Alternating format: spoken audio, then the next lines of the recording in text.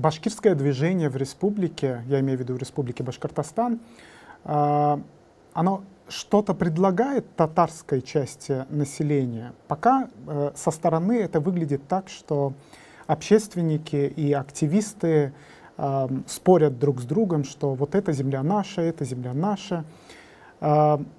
Вот вы говорите о Башкирской республике в будущем, где не будет дискриминации по этническому и языковому принципам. Какие языки там будут государственными? В новом Башкортостане, я имею в виду, о котором вы говорите все время.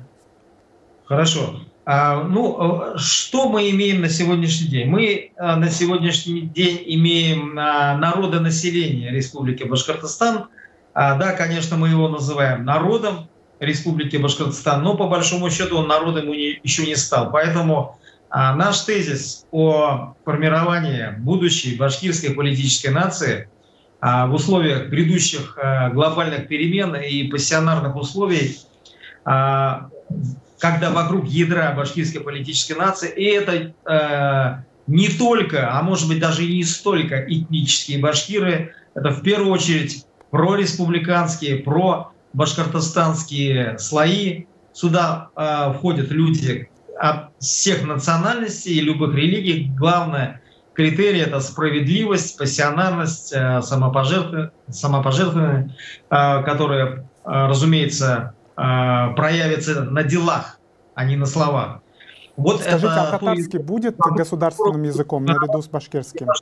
На обозримом отрезке истории, насколько я могу заглянуть вперед, у нас два государственных языка — это башкирский и русский. То есть татарского не будет в новом Башкортостане, о котором вы говорите? Татарского, разумеется, не будет и не может быть, точно так же, как башкирский язык не может быть государственным в Республике Татарстан. Но там разные пропорции все-таки. В Башкортостане вторая по численности. Здесь арифметика не канает. Здесь только речь идет о праве нации на самоопределение и создание своей республики. Здесь же мы же не килограммы взвешиваем в аптеке, правильно? Да, но 30% населения практически. Это столько же, сколько башкир в республике, нет? Кого? Татар. Да, конечно. И получается, их язык можно игнорировать? Или как? А кто говорил об игнорировании татарского языка? Ну, государственный статус, он предполагает определенную степень функционирования, да, то есть... Нет, я вас умоляю. В современной путинской России государственный статус вообще ничего не предполагает. А мы не про путинскую Россию говорим, мы говорим про Башкортостан, о котором вы говорите. Мы имеем, значит, статус госязыка, в итоге башкирский язык самый ущемленный.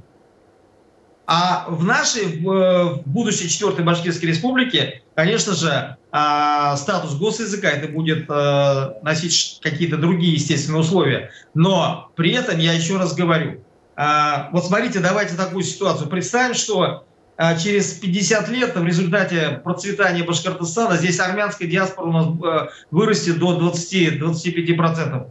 Вы нам что, предлагаете и армянам дать статус государства армянского языка? Ну, армяне это все-таки не совсем армянский не является традиционным языком Башкортостана, а татарский является. Станут традиционными здесь, потому что здесь будет практически рай на земле. Или евреи сюда приедут. Нет, в международном праве есть точное определение. Государственного языка не будет.